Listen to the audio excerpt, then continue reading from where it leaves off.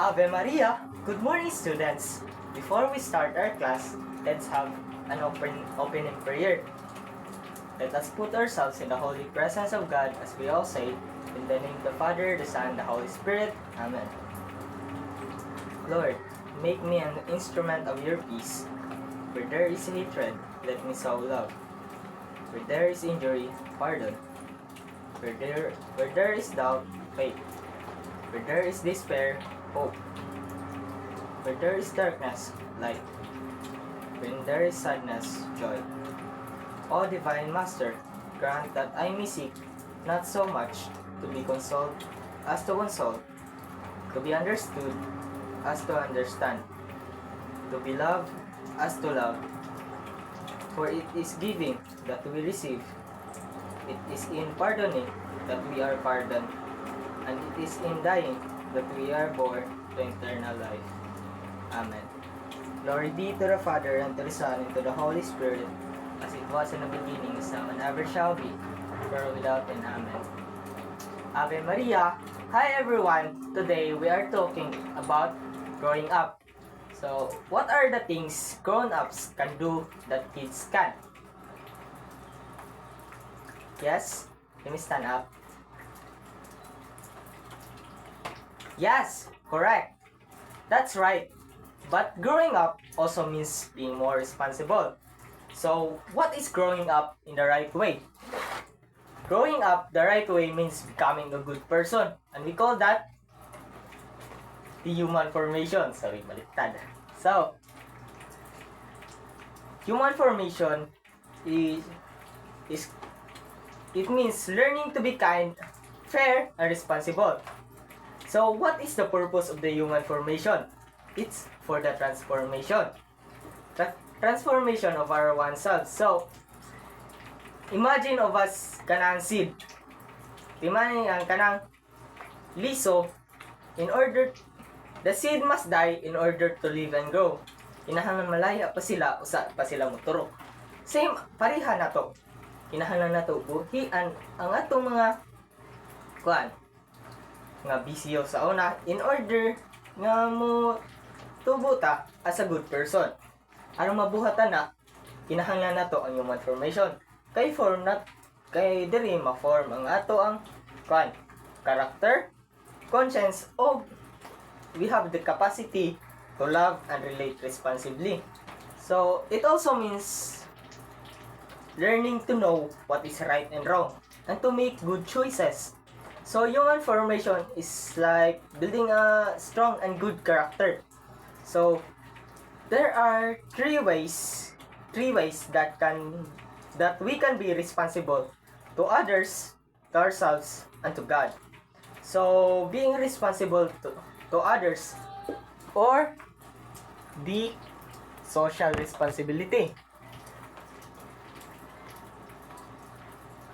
Being responsible to others means being nice and helpful to everyone around you. How do you treat your friends and classmates? How do you help your family at home and in school? Are you kind or you make fun of others? Can you give me some examples? Yes? Can me stand up? Mutabang sa nanginahanglan, sir. Yes, correct. So, the next one is moral responsibility or being responsible to yourself. Being responsible to yourself means taking care of yourself, making good choices. It means following the difference between right and wrong. Choosing to do what's right because it is a loving thing to do. So, moral responsibility means maintaining the life of purity. So, purity kanang di kamutan o Di ba na klase naman ninyo sa kanang inyong science ang kanang sexual health and sexual responsibility. So, kay ba na mo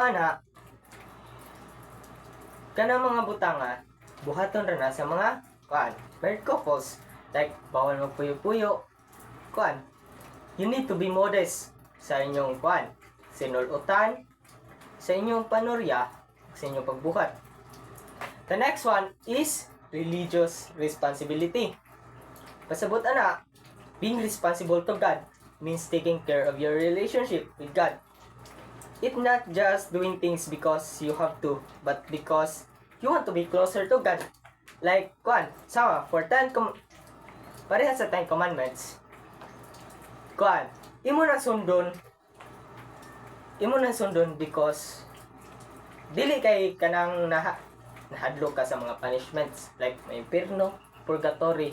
Kung dili, gibuhat na nimo because love nimo si God. Pareha ng religious responsibility kanang murag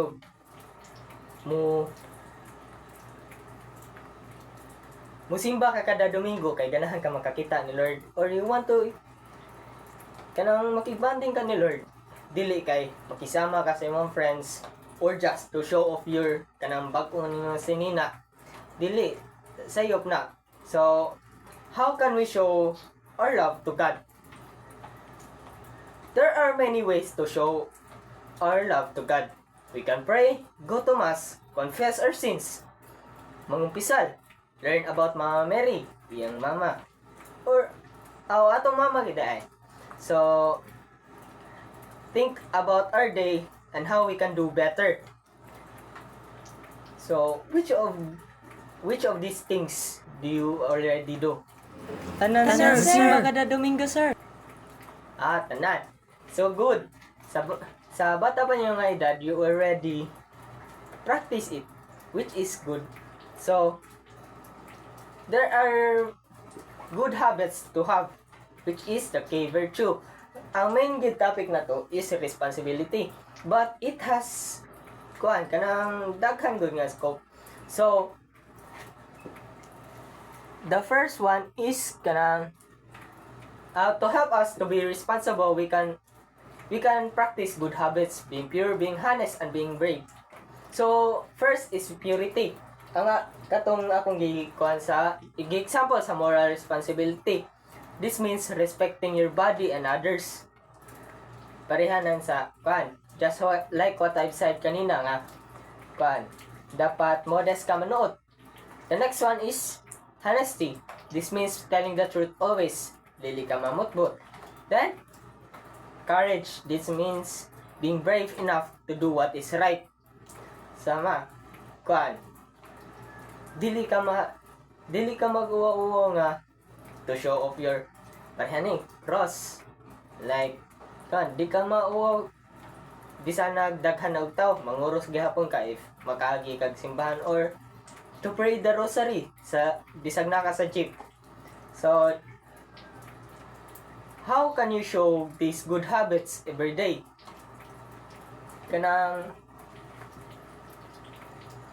To show these good habits every day is to be mahimo ka good example sa everyone. Like mas ma-inspire pa sila kung makakita sila nga bata pa mo, nag-practice pa mo ana. Like bless mo sa inyong bless mo sa inyong mama o papa inigikan or inigabot. Bless mo kung namay ka ng tiguwa nga maagian. Like ma-inspire po na sila kung modest magsinulotan, dili mo na parihag kanagong mubo kay sinuotan. Mas makita pang good nila ang purity sa child if magsulot sila like white dress, white t-shirt, samot ang nakasutana. So think about it. Now I want you to think about these questions. You can get your notebook or anything nga papel nga naa ninyo diha. So ate lang. So first, what is one way you are responsible to others? Sa asa nga pamaagi nga na responsable mo sa uban. I give you 20 seconds lang. You can start now.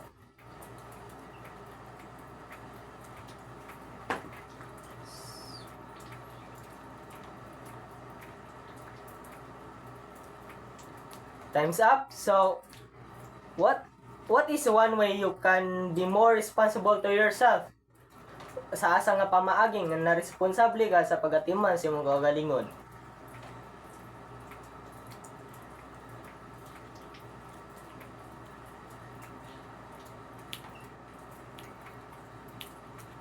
So, next one is, what is one way you can show your love to God?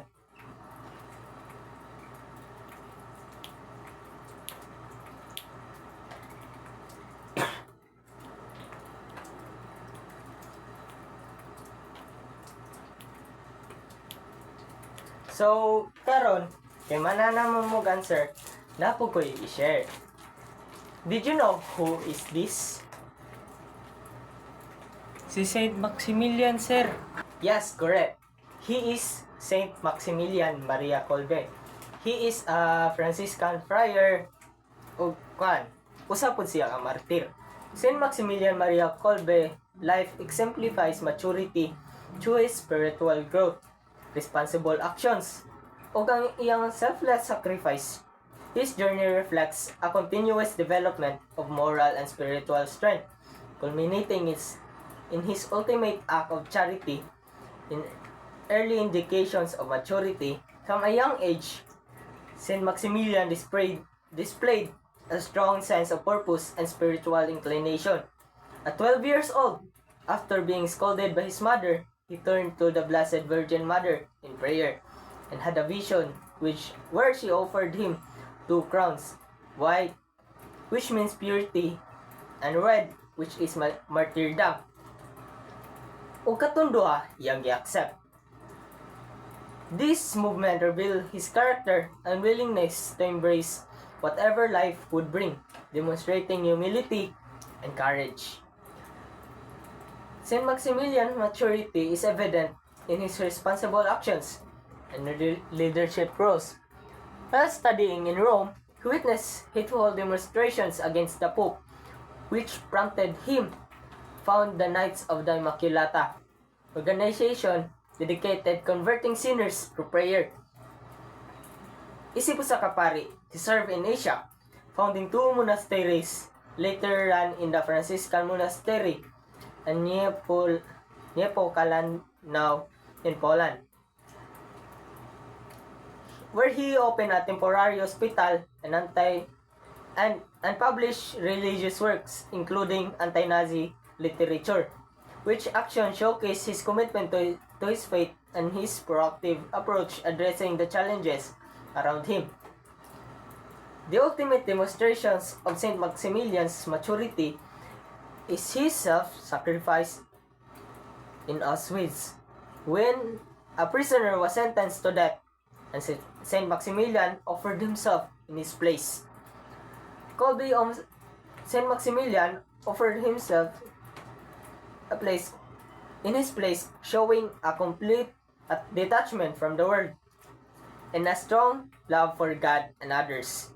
In the starvation bunker, he led the other prisoners in prayer and prepared them for their heavenly home, displaying extraordinary spiritual leadership and compassion.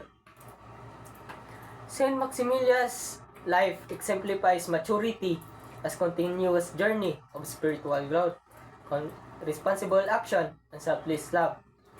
His choices and sacrifices reflect a mature understanding of his faith and a deep commitment to serving God and humanity. So, usa sa mga butang nga nakapabag-o ni Saint Maximilian Maria Kolbe ang iyang pagtuo ngadto ka Mama Mary, because the more nga duol ka sa light, kay mas makita nimo ang mga shadows. Like kung mas duol ka ni Mama Mary, mas dali nimo mahibaw-an kung asa ang saktong buhaton ug asa hindi. So, naday kay I have a song nga i-share ninyo, which is kanang usapod sa mga butang nga nakapabag-o na o sa una, which is ang awit ng Inang Santo Rosario. So, do you want to hear it, kids? Yes, So- sir. So, I have a song titled Awit ng Inang Santo Rosario. So, ano yun? Dungan ta? In 3, 2, 1, go! Minsan ang buhay ay isang awit ng galak, at mayroong liwanag na tatanglaw sa ating pagyabak. Minsan ang buhay ay isang awit na luha, at siyang papawin nito ay ang pag-asa ng umaga. At kahit anong tindi ng unos, kahit anong tindi ng dilim, may isang inang nagmamatyag, nagmamahal sa atin. Awit niya'y pag-ibig ng Diyos, tawag niya'y magbalik loob. Turo niya'y buhay ng Diyos lamang sa ating nakaloob.